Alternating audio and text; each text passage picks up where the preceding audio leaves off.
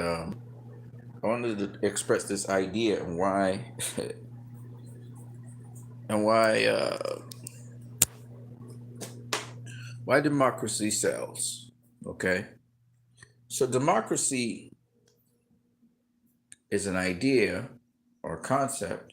It's been around for a while, since the Roman Empire. But the idea of selling the democracy to other countries is the capitalistic or the capitalism part of democracy. But why would you want the rest of the world to be democratic?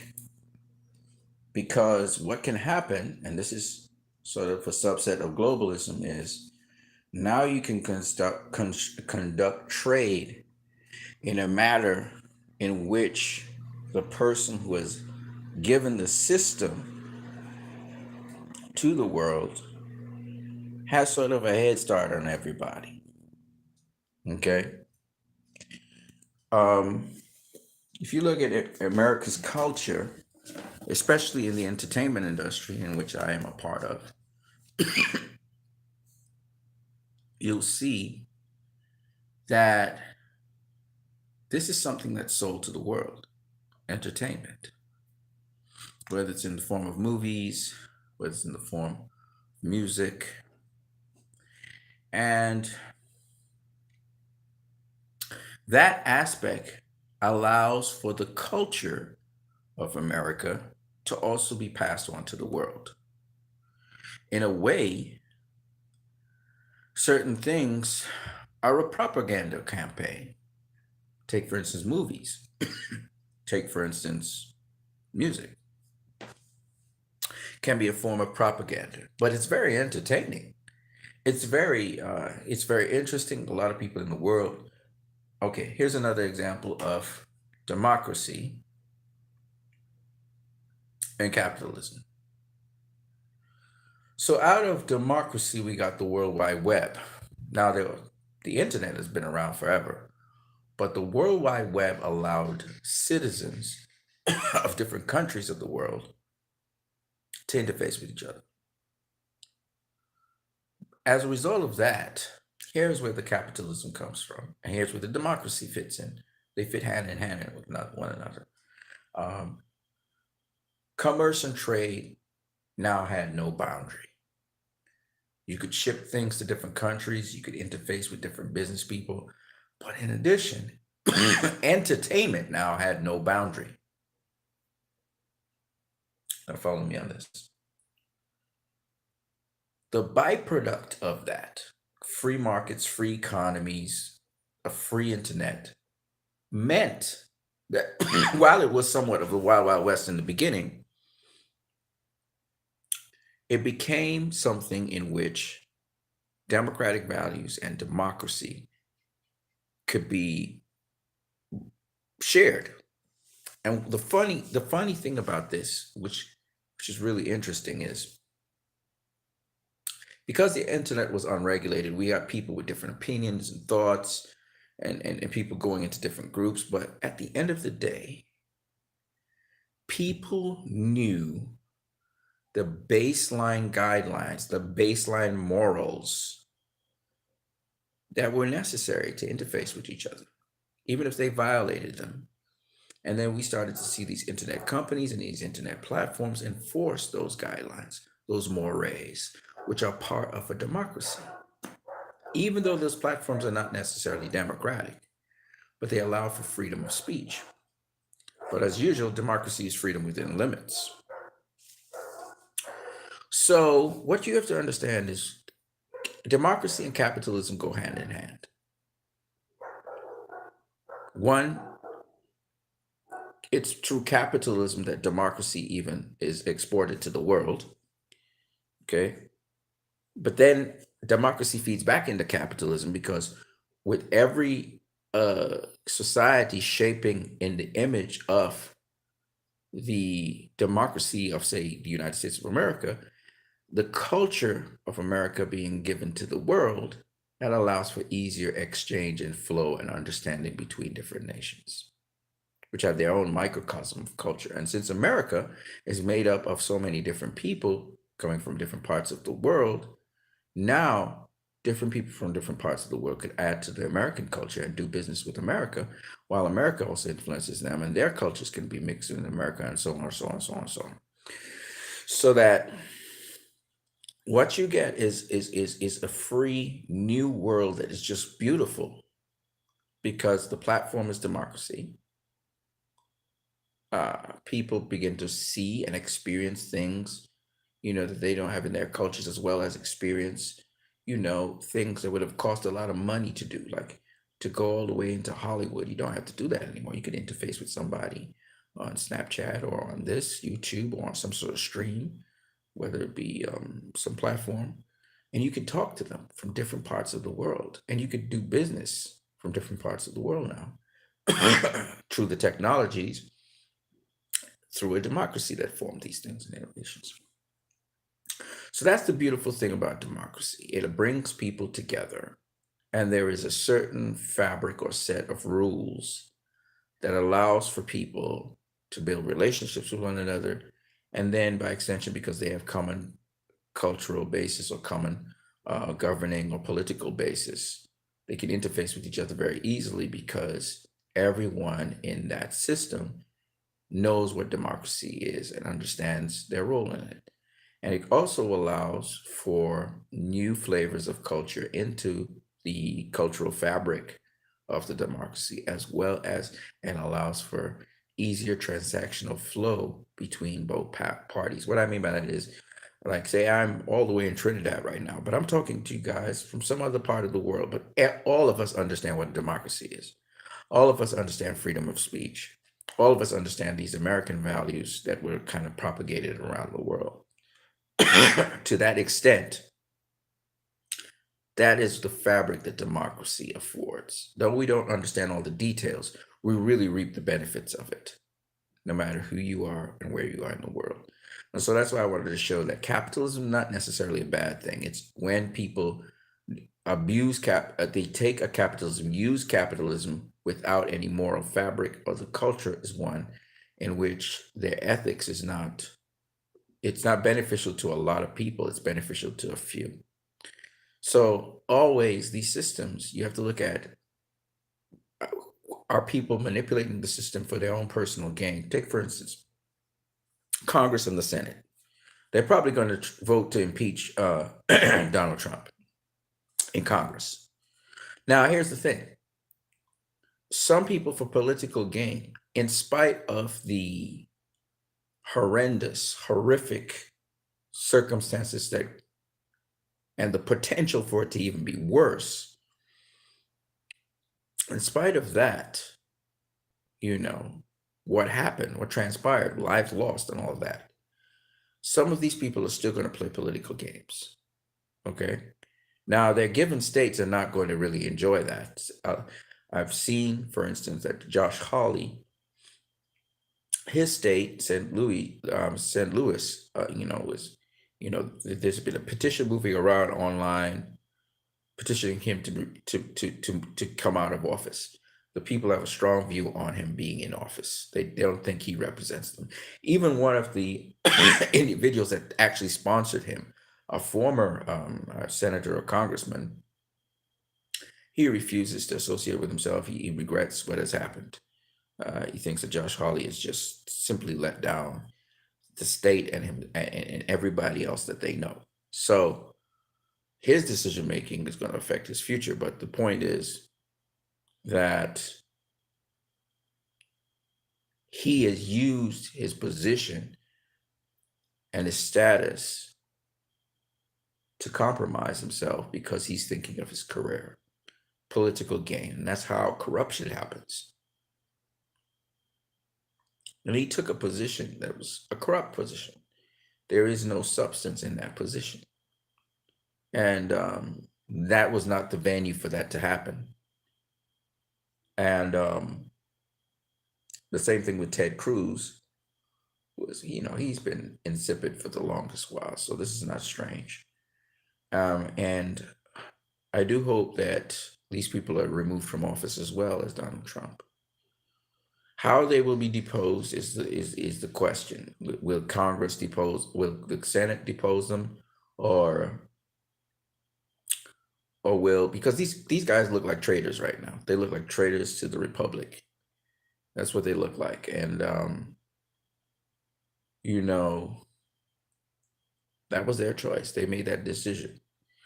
Um, and the thing about it is, there's something called common sense, and the people who you represent, they were like, no, you don't represent me. People are devouring themselves from Josh Hawley and Ted Cruz right now. They're like, that's not my senator. He don't represent me. You know what I mean? People are distancing themselves from those guys. And that's because, to be quite honest with you, some things just don't fly. Some things that you cross the line.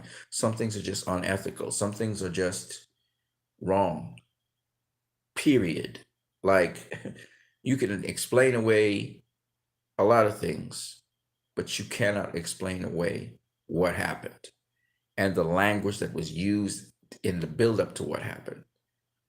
So he's going to be impeached. I believe that Donald Trump's going to be impeached in the lower house, and Congress, definitely in Congress, is going to be impeached. Right? They just need a simple majority. That's happening. In the Senate, I do believe they will impeach him. I believe they will impeach him. I believe he will be impeached. So when it comes to impeaching, but see, the way how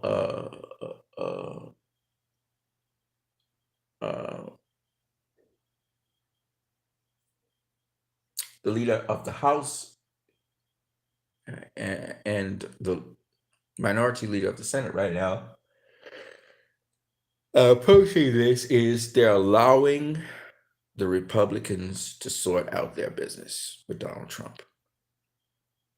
They're allowing them to do what they can do to put pressure on him to come out of office. All they want right now, all the country wants right now, is for him to leave office.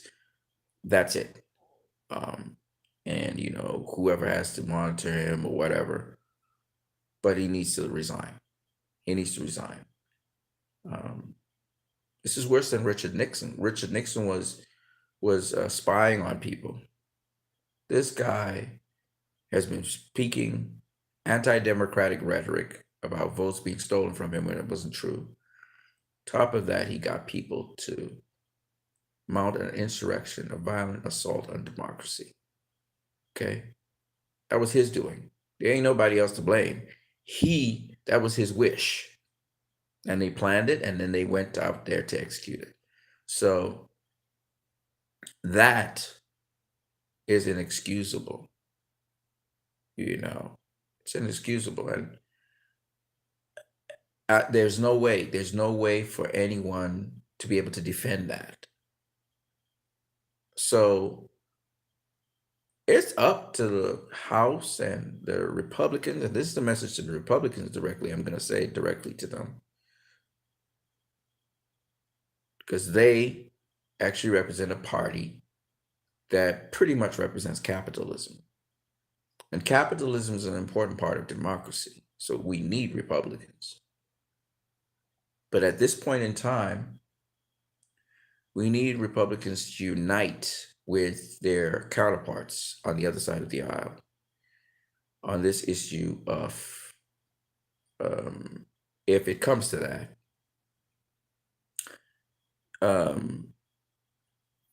indicting him, and in the House and in the Senate,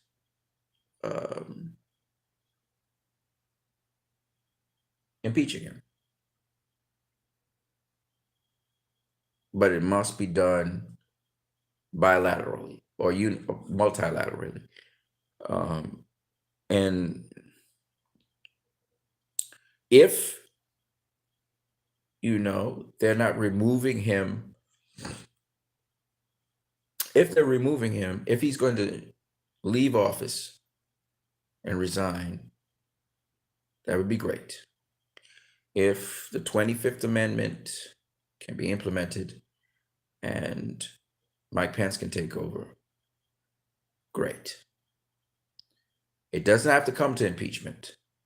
They just want him leave the office. This is not about political games right now.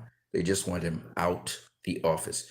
Let him leave the office and not be president. Let Mike Pence take over, and they'll protect Washington, D.C. to the hilt.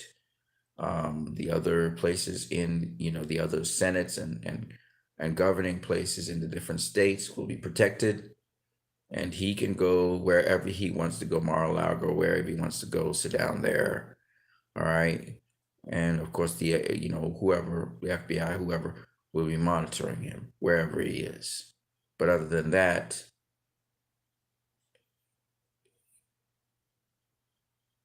we don't want him with the powers of the president.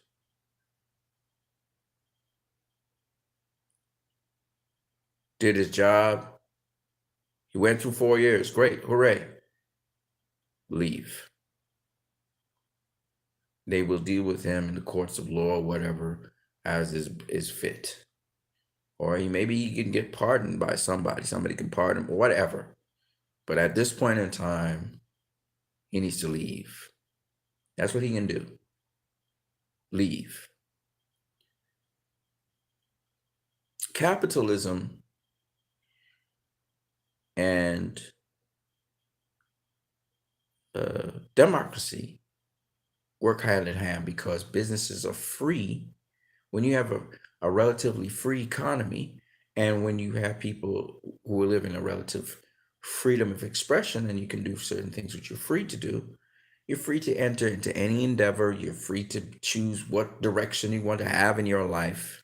Democracy creates that fabric for capitalism.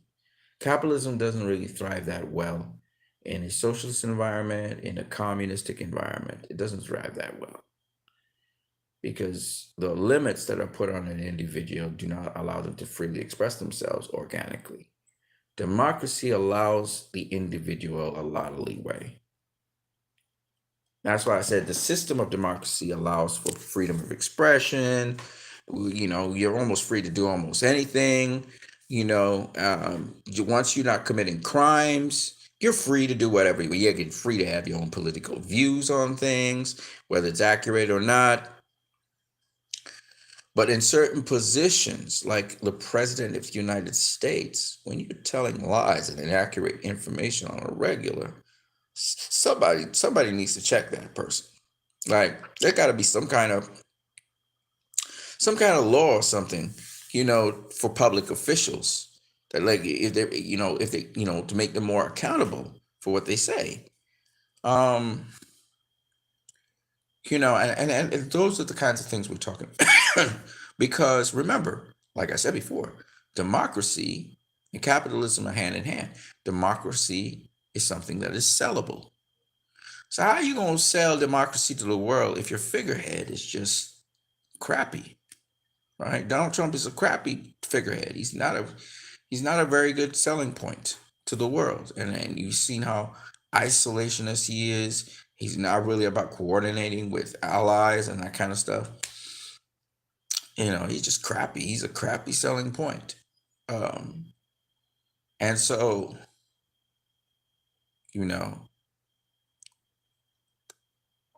he doesn't fit into the capitalistic mode that democracy could be to pitch to the world.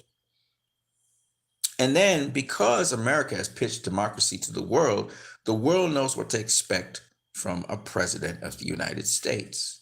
And seeing this guy as an anomaly, going against all the norms of democracy and a democratic president, leaves them with great pause, saying, what's going on with America? Arnold Schwarzenegger, he recently put out a piece which I thought was just fantastic, and pledging his support to Joe Biden, and speaking about how he had experienced the horrendousness of a country that had lost its democracy, and the aftermath of that when uh, the individuals, I was talking about this, the individuals post the war were very depressed about what they had done, unspeakable things they had done, and then that's the problem with it. When you're in a cult, like, when you're under Donald Trump and you're doing all these heinous things, it's only when the reality hits you of what you've done, and then I saw some videos of guys, the FBI or the police department arresting them at at airports because they were now on the no-fly zone list. They arrested them and they carried them back up to the capital of Washington, D.C. When the reality starts to hit them, like Michael Cohen said, when the reality starts to hit you, that's when, that's when you realize, oh my God, what have I done? Now the feds are going to be coming for me. The FBI is coming for me. Next thing I'm arrested. Next thing I'm being treated like a criminal. But I never thought of myself as a criminal. Reality check. Things have consequences and they don't understand that. And now they're going to be extremely depressed. Some people might commit suicide. All kinds of crazy things can happen. I heard a police officer actually committed suicide. Not quite sure why. So, people don't realize the consequences of their actions, especially if you've lived a life where you didn't have to do that. You fit into a society where everything you did, you never had to worry about your life being in danger. It's not the same for everybody in America. Minorities and particularly the Black people in America, they have to worry about what they do, how they say, what they speak, where they go.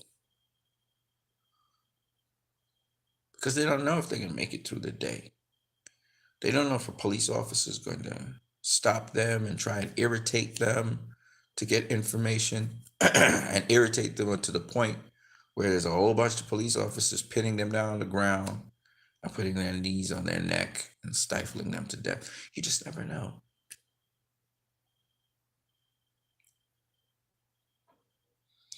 So I put out so many different videos on this, but I just wanted to talk about the fact that it's transactional, but at the same time, it's morally and ethically sound. Transactional because democracy has been touted at least as the premier way of governance to the world, and morally and ethical because it shows that it's not just one person who needs to be moral and ethical, but for things to move along, there must be an overriding morality and ethics of a group of people in governance. That's what it takes for democracy to win out in the end, And so that's why, if it's going to be an impeachment, for example, it will count on the moral and ethics of both Democrats and Republicans, both in the Congress and in the Senate, to honestly and properly carry out their oath of duty. But if you don't have any ethical bearing, it starts to stain the sale or the advertisement for democracy across the world. Because if the system is shown to be corruptible and to be a corruption, then it's not really very effective, which means it's not the best way of governance. So these are some of the things that I just wanted to talk about in this video. And I want you to understand that capitalism, especially to the Republican Party, capitalism is important. But if you corrupt any concept, if you corrupt it, if you're just smooth talking, and people are gonna realize you're not being genuine, you're not being honest. You're playing the system for your own personal gain. And capitalism does not really work at its best when one individual is trying to get everything funneled to themselves. Capitalism works at its best, and that's the weirdest thing. It's almost a communistic concept, but think of a pyramid or something, A guy benefits more when he helps others, right? In these pyramidal sort of schemes. What's the same thing? The House of Representatives and Congress and the senators actually will do best and get the most profit when the people that they represent are doing well. Think about it. Your term's going to be much longer. You're probably going to still get certain incentives from certain lobbyists, like people who want electric power or whatever they would lobby. And it's good for people to look at the lobbyists in the Senate and in the Congress, because lobbying is a part of that particular structure. And so if you, for example, you want people to go the direction of clean energy, then you have to lobby them and give them incentives to want to go that direction. But I will suggest this. I will suggest that if you're going to lobby, that your incentives don't always have to be monetary. You can, for example, offer, say, if you vote for this, then because you're a pioneer in this area of whatever it may be, that we will be able to give you a specific plan and your constituents so that we can carry this X, Y, and Z into your state. This is how you can look at it. So the vote is not just for the individual, but as well for their state. We can say the state first, and then the individual being in the state, they get the benefits of the law, of the special whatever it is, special offer or whatever. I think that's better than the senator or the congressman filling their pockets, and they alone are reaping the benefits for a vote. Since they represent a state, why doesn't the offer extend to the state?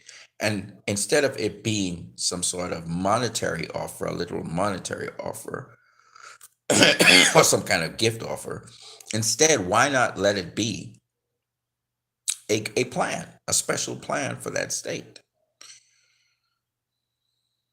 And we'll say, well, suppose the whole entire Senate, for example, votes for them. Well, great. So everybody gets a special offer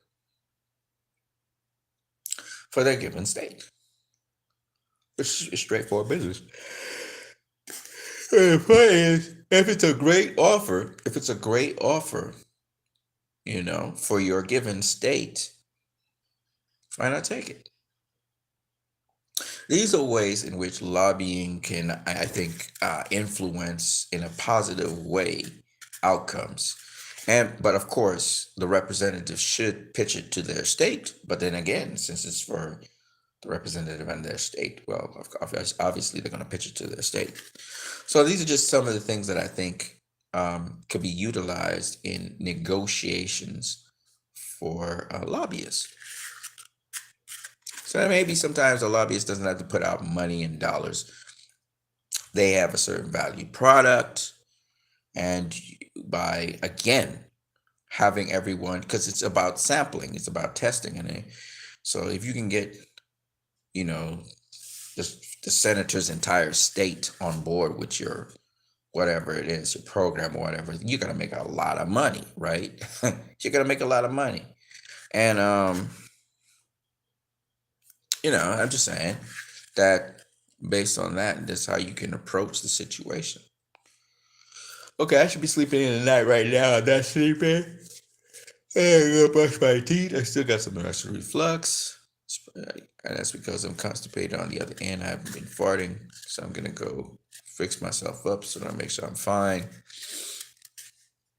On what you need. I was just thinking about how capitalism works hand in hand, and the Republicans being capitalists, which I'm pretty sure they all support capitalism and small business and everything. I think that they should I think that they should think about what they're doing, because it's basically the marketing of the figurehead of the new world. That's the way how you look at it. If you got to pitch an idea to a Republican, I guess they like to look at things in business context, the dollars and cents, and think about the devaluation of themselves, the Republican Party as a brand, as well as their president, which represents them. And you have to ask them in the House or in the Senate, is this what you want to be represented as? Is this precedent something that you are willing to say to your Republican base as well as your Republican colleagues? Yes, I think I'm within my legal rights to do something like that again. And that is the question. In fact, I would pitch it like this. I would say to them, Donald Trump, whether knowingly or unknowingly, was part and parcel of the assault and terrorizing of the very Congress we're in and the very Senate we're in. And we, all of our lives, were under siege. And only due to the Secret Service and the Capitol Police's quick action, we were escorted to safety. What would have happened if we were in the Capitol and had nowhere to go and escape? What would have happened? That's one.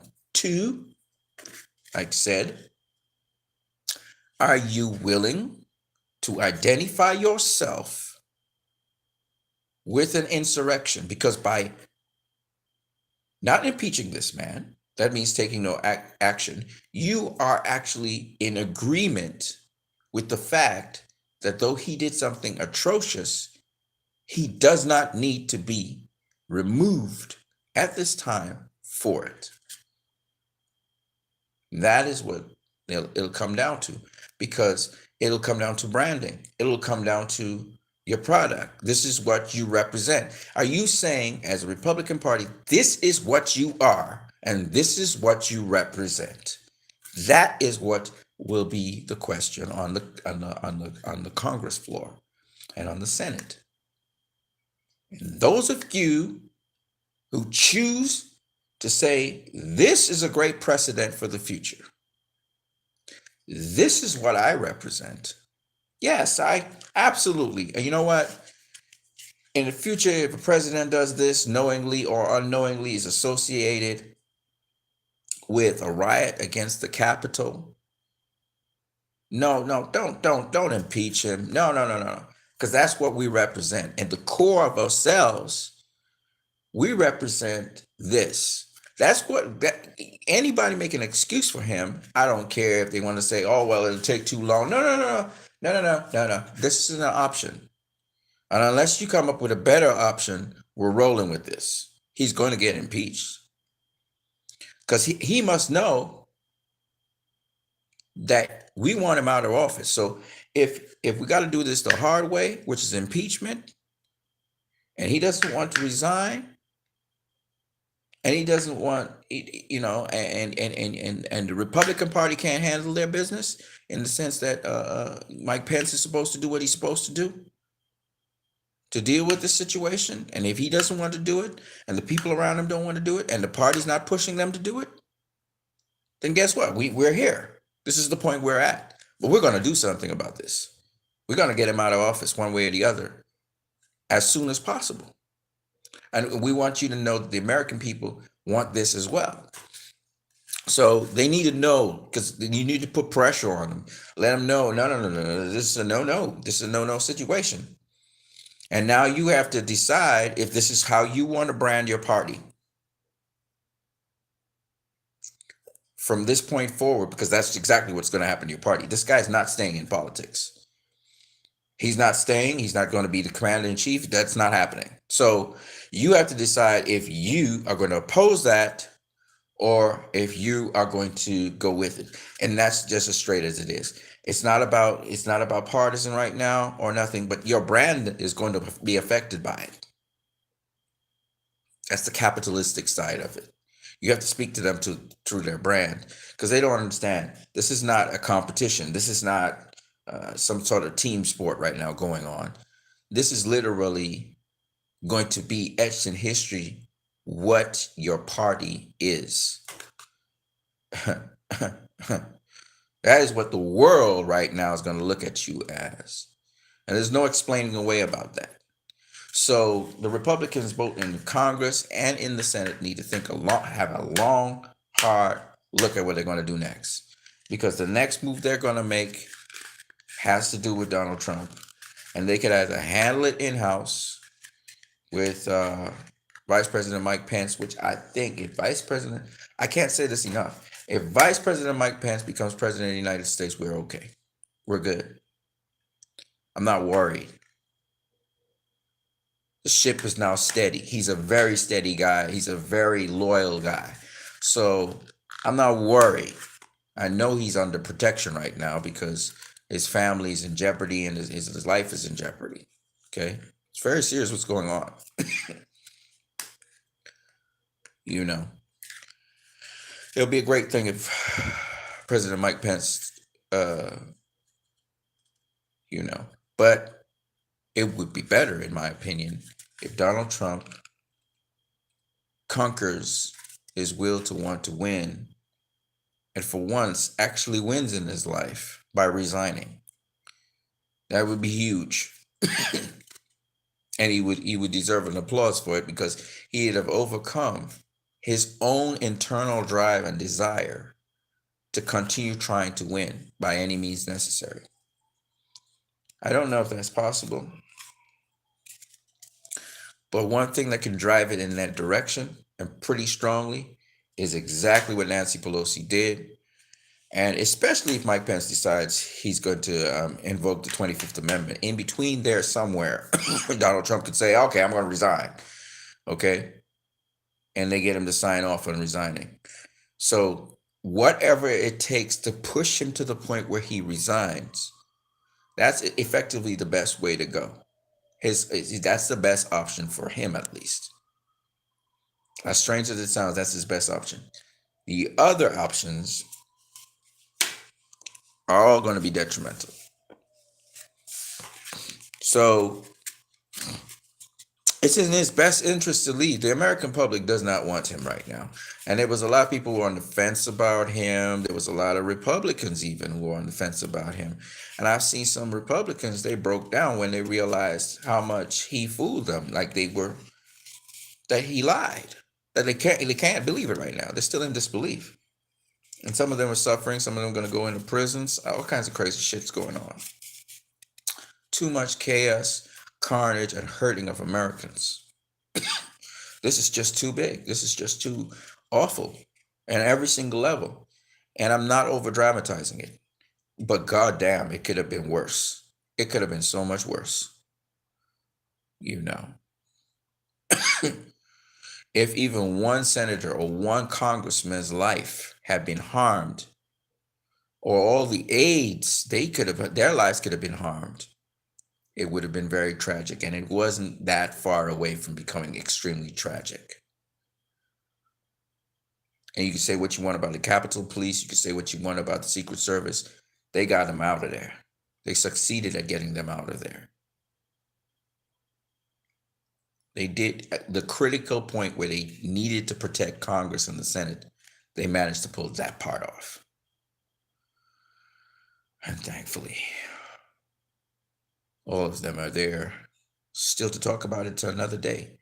So I hope And I'm putting pressure on the Republican senators at this point in time. This is not about Democrat or Republican, but this is something I got to put pressure on them for. I would hope, and youth is folly, that the young Republican congressmen and the young Republican senators would realize and not take for granted that they're alive today. Because this could very well have been a situation where they got siege of both the Senate and Congress and held it siege and started to hold hostage different people. Okay, this could have been a totally different story. This could have been like Banana Republic style, and Donald Trump is calling the shots from his White House. So let's not even try not to understand how severe and how dangerous this was. This is stuff that I told you my country went through a coup, and it was not cool. I was a kid, and I was still detached from it. So we were going different places, watching movies and stuff. But as I got older, I realized how dangerous that could have been. That could have been the end of my country right there. Now, I want to say this. Well, there's so many things I could think of that a president could do, which could just throw everything out of whack in the United States of America. This is why I'm still apprehensive that every day this guy's in power, it scares me no end. Okay, because he's got a lot of power. He's got a lot of power, and a president has ridiculous amounts of power for his office, but it was never designed to be used like that. And it's scary what he could do. It's it's very, very scary what he could do. And I'm not going to mention what he could do. He can do a lot. That's why he needs to be removed from office. You know, it's not just the nuclear codes, even though that's scary in itself too.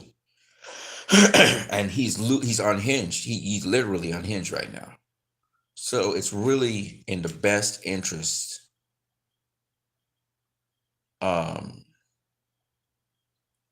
to get the quickest way to remove him from office. And that's why I said Mitch McConnell needs to work along with Pelosi and with Schumer to create an emergency session of the Senate simply to vote on this. And they're going through the process. They're going first through the 25th Amendment, or if Donald Trump will resign. Trust me, if he resigns, the whole country's going to heave a sigh of relief. If the 25th Amendment is invoked, the whole country's going to be in a sigh of relief. The hardest part will be the impeachment. The impeachment could take a while. It could take 2, 3, 4 days. Don't know if we have 2, 3, 4 days. So that's probably the longest route of power removal. And so, it's one of those things where, as I say, it's scary. It's scary in the sense that, in 2, 3, 4 days, he could do a lot of stuff. He could create a lot of ruckus. And they're already planning for the inauguration. We know that something's going to go down. And then the foreign bodies, they may be planning something for Joe Biden's inauguration. You can't just think locally. There's domestic terrorism and there's also foreign terrorism. There's a car out there. Looks up. Look that way. Oh, maybe not.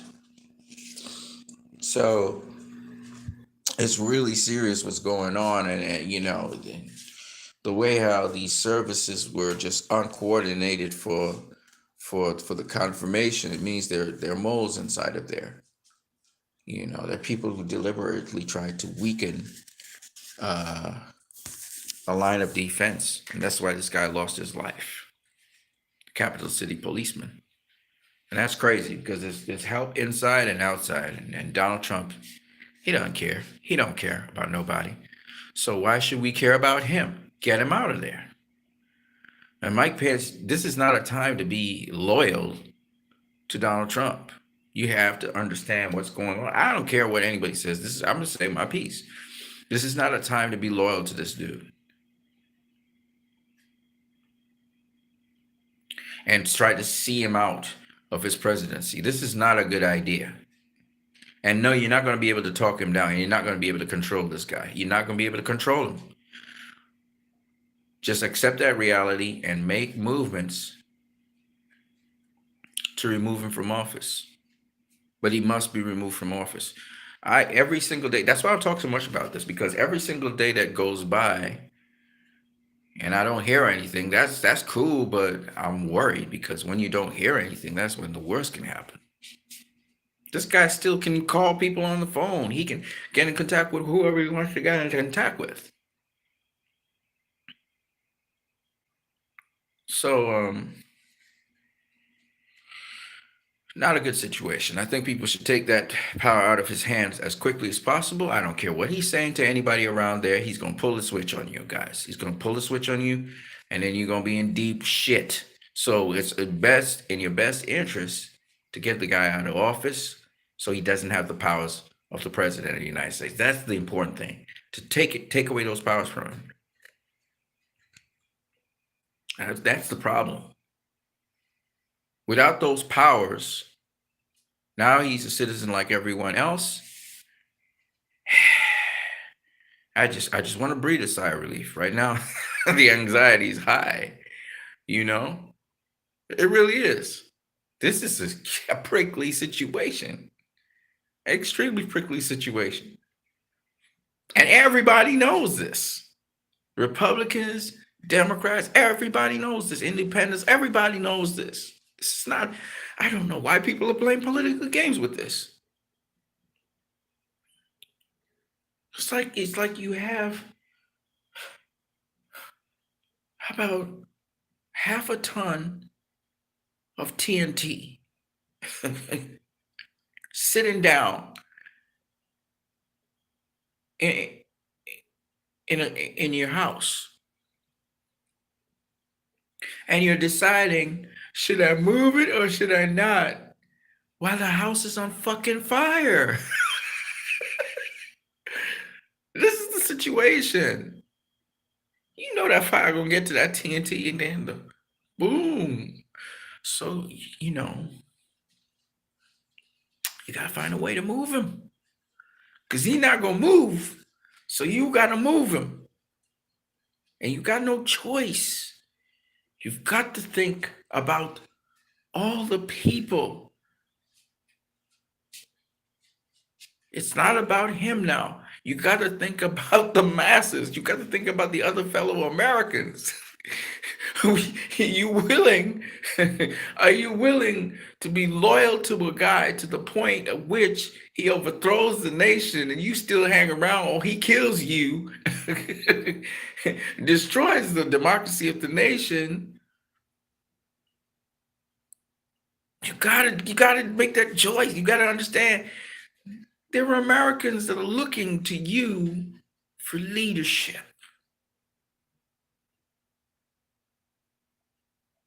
And right now, you're loyal to somebody who's a madman. They don't care about you. They're all about themselves. That loyalty makes no sense. It doesn't make sense. You really want to be loyal to this guy, get him some psychiatric help and move him from his office. That's how you help him. That's how you be loyal. It's not necessarily the easiest decision to make, but it is one you have to make. Take care of it in the house so they don't have to take care of it outside and make a big scene of this man and have him get impeached again. Handle it in-house. And for the Democrats, there's a lady that has Alzheimer's on your aisle. You should get her out of her office. She's not fit to be there anymore.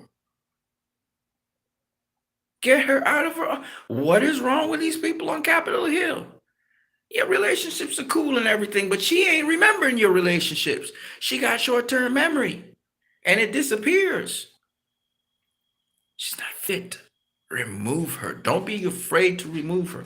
Remove her. You're doing her a favor. You're not doing her back. And you're helping the entire country. You've got to be able to understand these things and make these critical decisions, people. That goes for both people across the aisles.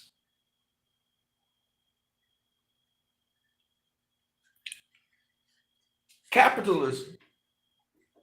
You're advertising democracy to the world. You're constantly doing that.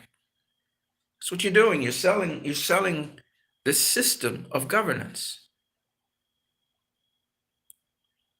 But when people of the world giving you better suggestions than you are getting from your own little caucus, oh, that's great that they know what democracy is and you've been successful at doing that. But you ain't supposed to be taking critiques from people. That should be intuitive. And guess what? I'm pretty sure the American people would think the same way if they're educated enough to see what's going on.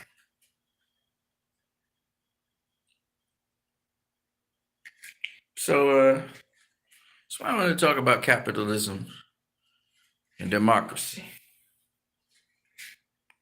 Because America's selling you something. They're selling you democracy. When a country, is a tyrant is removed, they say democracy next. Sometimes it's not the system they need at the point in time. Sometimes they just need to go back to a czar or something. You know what I mean? Like Iran. Iran did well when they had their czar or whoever. Their prime ministers weren't very democratic. Should have gone back to their old cultural model and then probably worked their way down and see if they wanted to do democracy or not. Iran came from a democratic governance.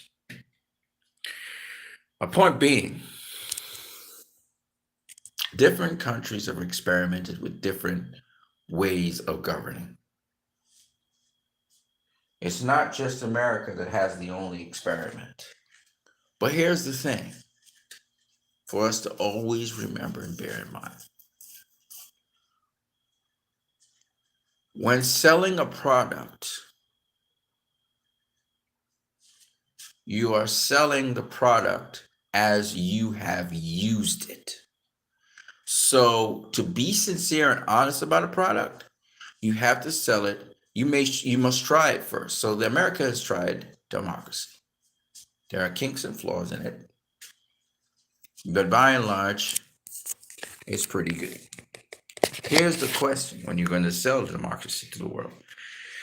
You may speak about idealistic values, some of which you may have attained. Your representatives should show forth the highest ideals of your democracy because you're selling something. So the low points of the democracy, you're not going to sell that, but you can put a disclaimer in the back talking about these low points because the whole world's going to see it. The whole world's seeing everything. There's nothing that can be hidden now, right? So the world still desires democracy because the good points outweigh the bad points. This is why the world, everybody's free to talk. Everybody's free to say their own opinion. That's a great thing when people are free to express themselves. Not to the extent that they incite in violence, like how Donald Trump did on his compatriots who were working with him, but to the extent of which you're free to discuss almost any topic, almost anything, and that is cool. That's one of the perks, to me, of democracy. When everybody can have their little say, it makes them a part of the community. The second thing that's really cool about democracy, if I'm to sell it to the world, well, I think it's pretty cool. When you're in a democracy, you can be almost anything you want to be.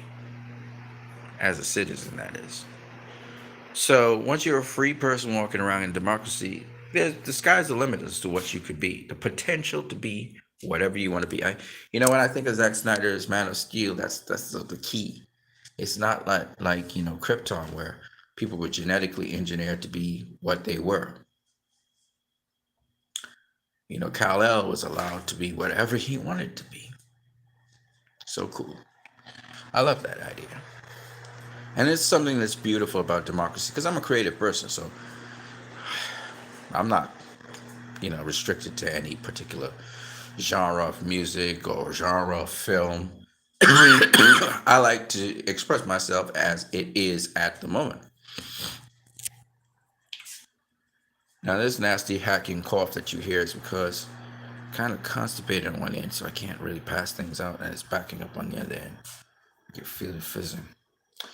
So anyway,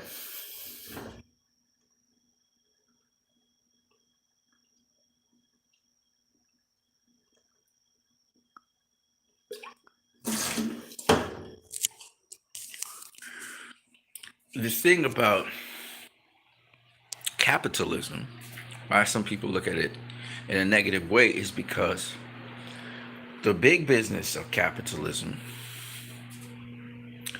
sometimes becomes so restrictive. It's almost as if the big business is like a big shark that eats up the little fish and leaves in its wake nothing for anyone. And consumers traffic to it. And I think that's the negative aspect of capitalism, that even Republicans try to counter by having small business prosper.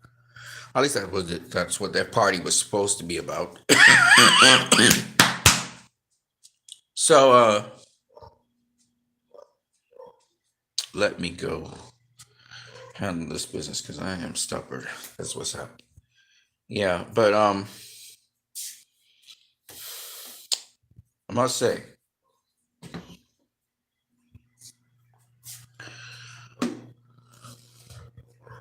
that capitalism in and of itself is also a very nice thing.